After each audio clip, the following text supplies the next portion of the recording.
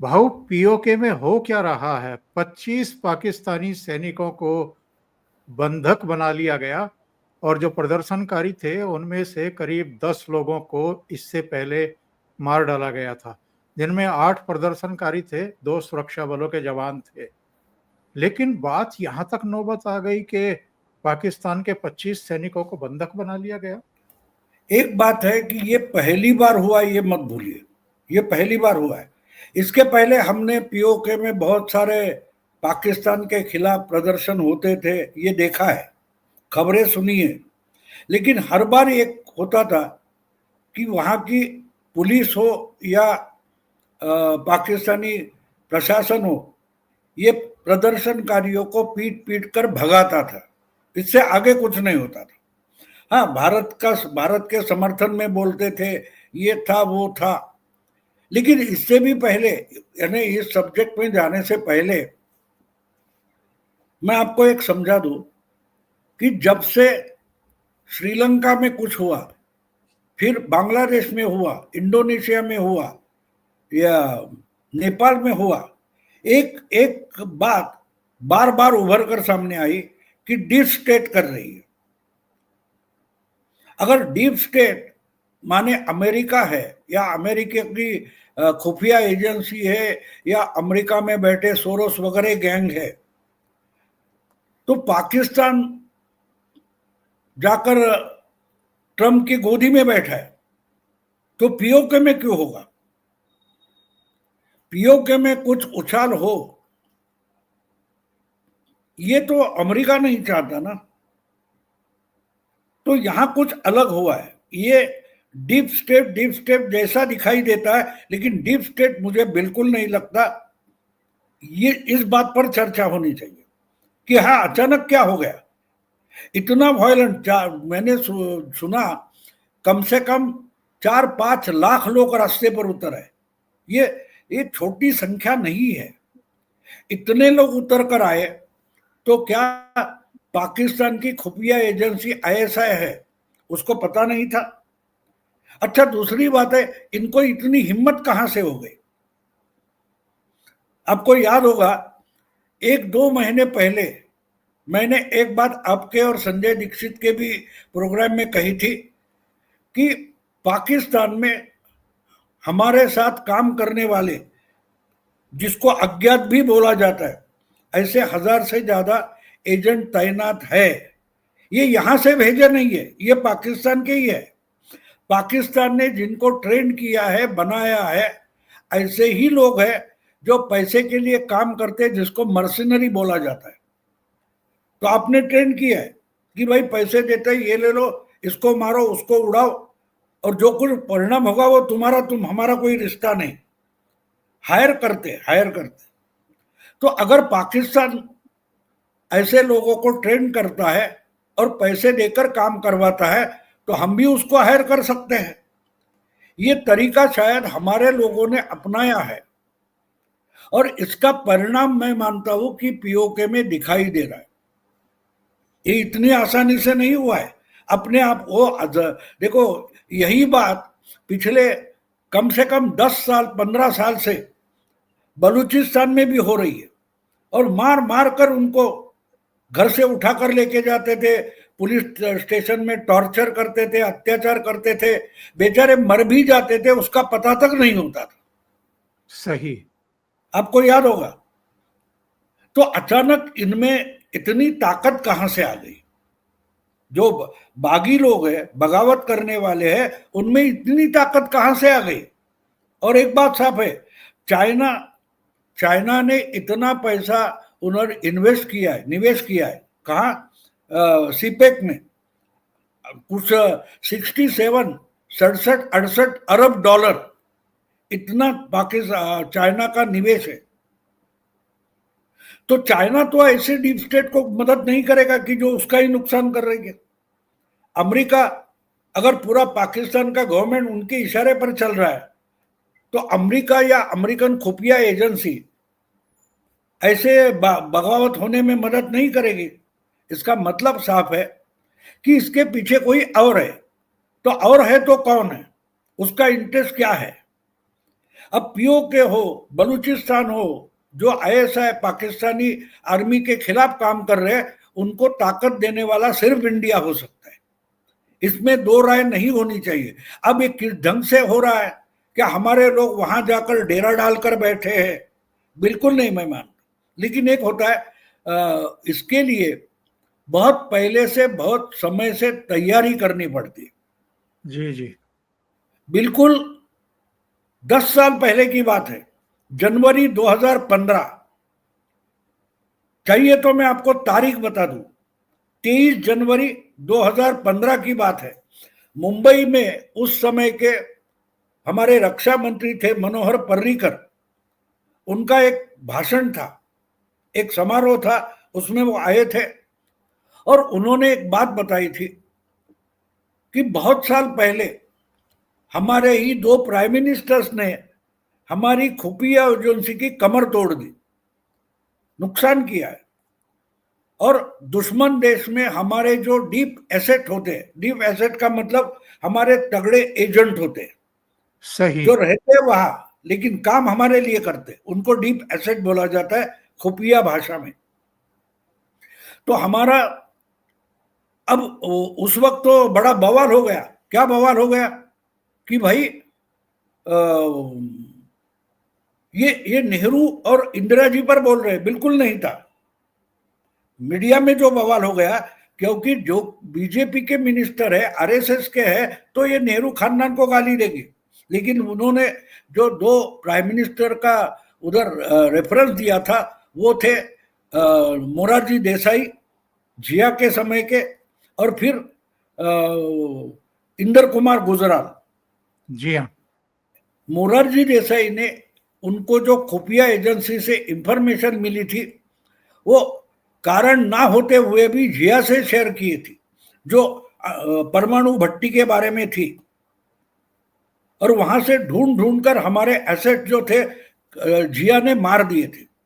और दूसरी बात थी इंदर कुमार गुजराल, उन्होंने तो अपनी हमारी खुफिया एजेंसी में जो पाकिस्तान डेस्क होता था, डिपार्टमेंट होता था, वही बर्खास्त कर दिया था। तो इसके ऐसा जब होता है, तब जो हमारे एजेंट वहां काम करते हैं वो कुत्ते की मौत मारे जाते हैं। तो पर्रिकर ने जो बोला था, ये इनके समझ में तक नहीं आया। लेकिन बात छोड़ दो, मीडिया वालों को तो इंटेलिजेंस फेल्यूर बोलने की आदत है, इनको इंटेलिजेंस क्या होता है उसका पता नहीं। लेकिन वो बात छोड़ दो। लेकिन उसी समारोह में आगे चलकर पर्रिकर ने जो बात कही थी कि हमें नए सिरे से डीप एसेट्स बनाने पड़ेंगे। तो 15 से हम 25 में आए। इसका मतलब हमारे डीप एसेट, जिसको आजकल डीप स्टेट बोला जाता है, जी जी जी। वो शायद वहां बड़े एक्टिव हो गए, बड़े तगड़े हो गए, सशक्त हो गए, और उसका परिणाम हम देख रहे होंगे शायद। बहुत बड़ी बात और बड़ी गूढ़ बात आपने की है भाऊ। हम ये मान करके चलें कि पीओके में जो कुछ इस समय चल रहा है, क्योंकि प्रधानमंत्री नरेंद्र मोदी एकाधिक बार ये बात कह चुके हैं, और जब ये सीज फायर हुआ था तब भी हमारे इस्टेब्लिशमेंट की तरफ से ये बात कही गई थी कि ऑपरेशन सिंदूर खत्म नहीं हुआ है, स्थगित हुआ है। तो क्या हम माने कि पीओके में जो कुछ हो रहा है वो ऑपरेशन सिंदूर 2 भी हो सकता है? बिल्कुल। मुझे लगता है 10-15 दिन पहले कहीं एक प्रोग्राम में बोलते हुए आज के रक्षा मंत्री है राजनाथ सिंह, उन्होंने एक बात कही कि पीओके अपने पाव से चलकर भारत में आ जाएगा। ये बात उन्होंने कही है। और जब रक्षा मंत्री के पद पर होकर ऐसी बात कोई बोलता है तो वो मजाक नहीं होता, वो सीरियसली लेना पड़ता है, ना कि हल्के में लेना है। तो अब आप देखिए कि इतना बड़ा आंदोलन, जितना बड़ा वायलेंस, या क्या बोलते हैं, आर्मी के, उनके पाकिस्तानी आर्मी के कुछ 25-30 लोग पकड़कर उनको बंधक बनाना, यह अचानक नहीं हुआ। इतना डर कहां से खत्म हो गया और इनके पास ताकत कहां से आ गई? या उनकी ताकत उतनी ही है, लेकिन पाकिस्तान की ताकत दुबली हो गई है, वीक हो गई है। ऐसा क्या हुआ है? तो आपको पीओके में पिछले कुछ सालों से जो जिस ढंग से पाकिस्तान अपना प्रशासन चला रहा है वो समझना पड़ेगा। पीओके में सिर्फ पुलिस और आर्मी पाकिस्तान की राज नहीं करती थी। पीओके में उन्होंने खुला मैदान दे दिया था जिहादियों को। इनके जो अड्डे थे, उनके जो ट्रेनिंग सेंटर थे, वो कहाँ थे? सर्जिकल स्ट्राइक हमने कहाँ किया था? सर्जिकल स्ट्राइक पीओके में हुआ था, आपको याद होगा। बिल्कुल। तो पीओके में जो वहां के ओरिजिनल कश्मीरी है, जो पाकिस्तान के साथ रहना नहीं चाहते, आंदोलन करते हैं, डिमांड करते हैं, जो भी कुछ है, वो आज तक जब प्रदर्शन करते थे, रास्ते पर आ जाते थे, तो उनका बंदोबस्त सिर्फ पाकिस्तानी पुलिस या आर्मी नहीं करती थी, लोकली उनका बंदोबस्त वहां के जिहादी करते थे। फिर वो तोयबा के हो गए, जैश मोहम्मद के हो गए, जितनी तंजीमें हैं, उनके जो जिहादी लड़ाके थे वही जिसको फर्स्ट रिस्पॉन्डर बोलते हैं, इनके एजेंट ही वहां काम करते थे। और उनके हाथ से अगर निकल जाता है तो पाकिस्तानी पुलिस आती थी, पाकिस्तानी आर्मी के लोग आते थे। अब वो नहीं रहा है। क्यों नहीं रहा है? हमने ऑपरेशन सिंदूर में क्या किया? ऑपरेशन सिंदूर में हमने चुन चुन कर, गिन गिन कर इनकी जो छावनियां थी जिहादियों की, उस पर मिसाइल दागे, उनको ध्वस्त कर दिया है, उनको तबाह कर दिया है। और इससे डरकर बचे कुचे जो पीओके में उनके अड्डे थे, वो वहां से भाग गए। इसका मतलब क्या है कि पाकिस्तान के लिए पीओके में फर्स्ट रिस्पॉन्डर, पहली एक्शन लेने वाले जो लोकल लोग थे, वो बचे नहीं हैं। जो पॉपुलेशन में पुलिस या आर्मी से ज्यादा संख्या में थे, वो वहां से भाग गए कि भाई भारत की आर्मी कभी भी घुस सकती है, भारत की आर्मी, नेवी, एयरफोर्स कभी भी हमला कर सकता है और वो हम पर हमला कर सकता है। इसलिए वो अगर भाग गए तो पीओके में आज फर्स्ट रिस्पॉन्डर नहीं है। जो पहले प्रदर्शनकारियों के खिलाफ एक्शन लेते थे आज तक, वो वहां नहीं है। और जो बात पीओके की है वही बात खैबर पख्तूनख्वा की है, वही बात बलूचिस्तान की है, बलूचिस्तान की भी है। तो इसलिए मैंने एक वीडियो बनाया था और शायद आपके प्रोग्राम में भी बोला था कि ऑपरेशन सिंदूर का युद्ध विराम क्या है। और मैंने उसमें एक उदाहरण दिया था कि हम जो नेशनल ज्योग्राफी या डिस्कवरी पर देखते, वो चीता मादा होता है, वो अपने बच्चों को शिकार करना सिखाता है, तो किसी हिरन को वगैरह पकड़ता है लेकिन मारता नहीं है, उसको पकड़ कर लाता है और बच्चों को खेलने के लिए देता है, जिससे बच्चे शिकार करना सीख जाए। तो वो अधमरा हिरन जो होता है, बिल्कुल ऑपरेशन सिंदूर जो हुआ कुछ घंटे के लिए हुआ, उस वक्त हमने पाकिस्तान में जो जिहादी अड्डे है, जिहादी तंजीमें है और पाकिस्तानी आर्मी है, पाकिस्तानी प्रशासन है, उसको अधमरा करके छोड़ दिया है। हमारे जो बच्चे हैं वो पीओके में हो गए, वो बलूचिस्तान में हो गए, वो खैबर पख्तूनख्वा में हो गए, वो शायद टीटीपी के लोग हो गए। उनके लिए पाकिस्तान का शिकार हमने अधमरा करके छोड़ दिया है। और इसलिए आज अचानक हम जो पीओके में देख रहे उछाल, इसका कारण एक है कि वहां की जो बेसिक सिक्योरिटी स्ट्रक्चर था वो ऑपरेशन सिंदूर ने खत्म कर दिया है। लेकिन ऑपरेशन सिंदूर तो जारी है। जारी का मतलब क्या है? जो मैंने आपको चीता मादा की बात बताई, शिकार कंटिन्यूस चल रही है, लेकिन अभी शिकार मरी नहीं है। तो इसी कारण हम जो पीओके में उछाल देख रहे हैं, इसका कारण साफ है।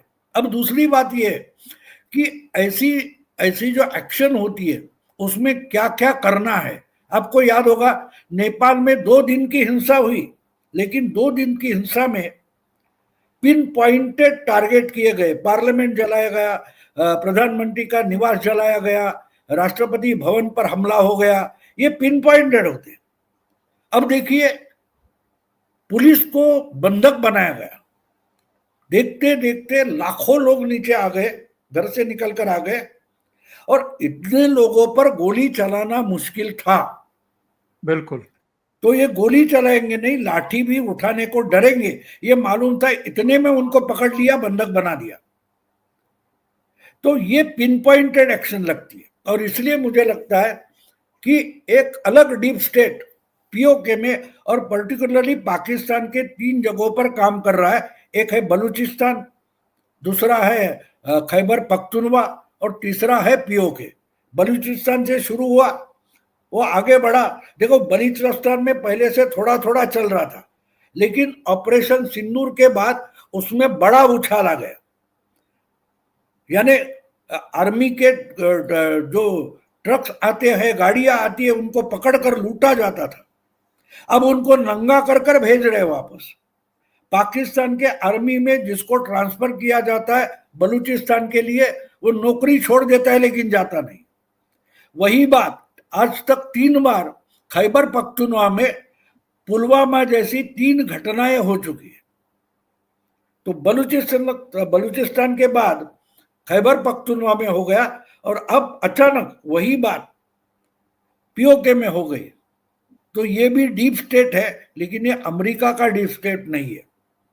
किसका है मुझे भी पता नहीं, लेकिन जो कुछ डीप स्टेट काम कर रहा है वो भारत के हित में काम कर रहा है, ये तो साफ साफ दिखाई देता। और इसलिए ये बिल्कुल आसान बात नहीं है। बड़ी डीप, इसलिए मैंने आपको पर्रिकर की बात बताई कि हमको नए सिरे से डीप एसेट बनाने पड़ेंगे। ये उन्होंने 10 साल पहले बोला था, और शायद अब वो डीप स्टेट एक्टिवेट हो गए।